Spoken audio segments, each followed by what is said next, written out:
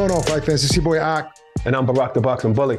Thanks for joining us right now. We're going to get into these fights this weekend.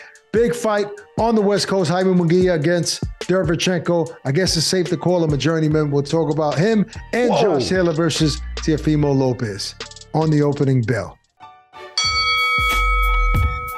Yeah, Barack, I see you talking about journeyman. I'm saying he is stepping into that journeyman status. You ever think about a guy stepping in, but he has 1 foot in. He has the opportunity to step back out of that journeyman status and towards contender championship status with this win. But he has 1 foot in and 1 foot out. If he gets stopped by Jaime Munguia, Barack, I would title him a journeyman. Okay, maybe if he gets stopped, but understand something, that Derevyanchenko was in the middleweight division. At that time, that was a very, very hard division to get a belt in. You got Triple G, Charlo, but Charlo got his belt later, but you got Canelo. So if you can't beat those guys, you can't be a champion. There's so many guys in the history of boxing that they're gonna die a champion because there were so many belts and they were able to beat lesser opponents to become champion. So I just wouldn't label him like that when he had a tough, close fight with Triple G. Some say how long ago was that? How long ago was that? But I'm saying that means he's past that level of journeyman. That means he's a good fighter. He's past contender. He's a really, really good fighter. A title challenger that almost won. The only guy that really, really hurt Triple G visibly. Barack, there's a reason why Jaime Munguia is a minus 475 for this fight, and Derevyanchenko's a plus 330. There's a reason. Yeah, that's because he's 37 years old now, and he just lost to Carlos Adams. And journeymen usually start being journeymen in their late 30s. Okay, so that means Roy Jones Jr. was a journeyman in his old age. Oh my God, you're talking about an anomaly. What I'm saying is because in the latter part of his career, because he was losing to some people who would never even be in the same ring as him years ago, that never makes a man a journeyman. No, but see, Roy lost abruptly, right? I mean, his superpowers just kind of vanished overnight. Derevyanchenko has been in tough fights and losing them. You know what I mean? So that is maybe some he lost because of his name, because his name is not as big as other people's names. You understand what I'm saying? So you don't always get the nod when you don't have a big name, and you know that. Yeah. Well, so I'm just not going to throw that title on him like that. All right, I haven't thrown it. I said he's stepping into that status, and this fight is going to determine whether he's that or whether he's not. Let's get into the big one. That's right. Mr. Teofimo Lopez versus Josh Taylor. Josh Taylor, formerly the undisputed champion at 140. Nobody took it from him, no. Well, then again. Nobody took it from him. Nobody took it from him. And I don't know, Jack Catterall. Some say that Teofimo was undisputed at 135. We never really said that because he technically wasn't, but in a lot of people's eyes, he was. Nevertheless, yeah, technically, but he still beat the guy. He beat the guy. The problem was, it's not his fault that we didn't call him undisputed. It was really the WBC instituting what was the belt called? The franchise belt. You know what I mean? So because they instituted the franchise and made it kind of confusing, that's the only reason why. Because if Lomachenko never took on that, maybe he would have fought Devin Haney back then and lost. Who knows? But at least he still would have had that. If he didn't fight Devin Haney, he still would have had that belt. Teofimo would have been undisputed because he had the IBF. No question about that. I think that Vegas is probably going to give Teofimo a little extra motivation because he's going into this fight as an underdog. And it's rare for a guy like Teofimo, who's projected to be such a star, always a favorite. He is a plus 145 and Josh Taylor's a minus 185. You know, you're talking about a guy who's been at 140, who's been undisputed, in Josh Taylor, southpaw. We all know that the Catterall fight was suspect. Close.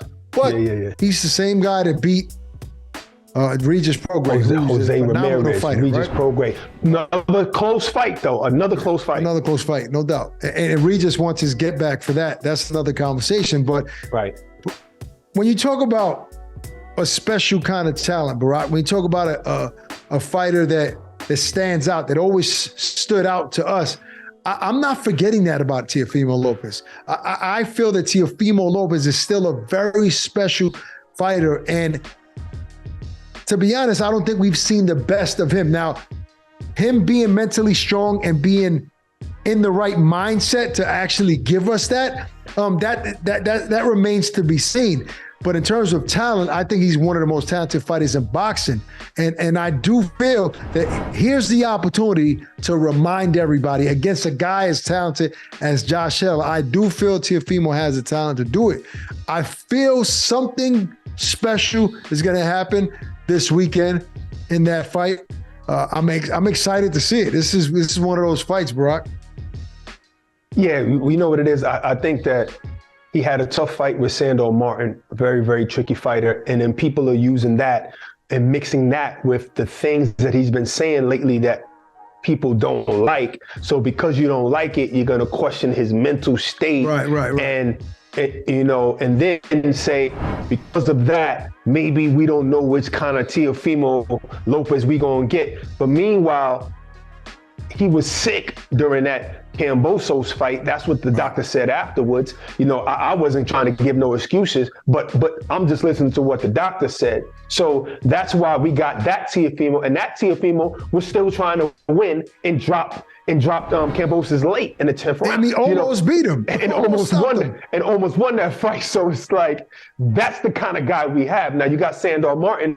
Like I said, he's going to go on to beat people and show that he's a very, very good fighter.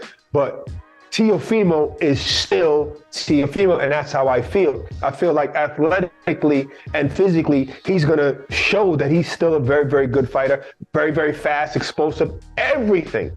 He got so many tools. It's just a higher weight class. But his first fight in 140 ended in a knockout. He still got that power. I like what you said earlier in the week, and you just touched on now that, yes, mental health is very important and we need to be aware of it, but it doesn't mean because you don't agree with a guy's opinion or what he says that you have to shoot that, that term out there all the time. I mean, when you think about the history of the sport, there's so many fighters that have said some outlandish things. Mike Tyson said, "I want to eat your kids." You got mental health there. You got mental health issues, Mike. Well, people have always said that. People have always said that about Mike as far as mentally. Nevertheless, though, I think Teofimo, looking at him physically, he looks in extreme shape. This is a weight class where he said he's very comfortable in. So I expect nothing less than a special Teofimo Lopez. In fact, I'm going to go out on a limb here and say, Barack, I think we're going to see the best version of Teofimo on Saturday night. Okay. And I think he prevails in this fight and beats the odds, because we're talking about odds here, right? I thought you was going to give one of your knockout predictions, because you love throwing those things out. Oh, knockout 6th round. Ooh, don't push me. don't threaten me with a good time. You just got pushed. Look, it's a phenomenal fight. I'm excited to see it. It's one of those fights where I'm going to be locked in watching it from At the home. same time, Josh Taylor's still Josh Taylor now. This is one of those 50-50 great fights where these guys are champions and they're fighting each other, championship caliber, and they're fighting each other. And listen, nobody took the titles from Josh Taylor. Hey, it is what it is.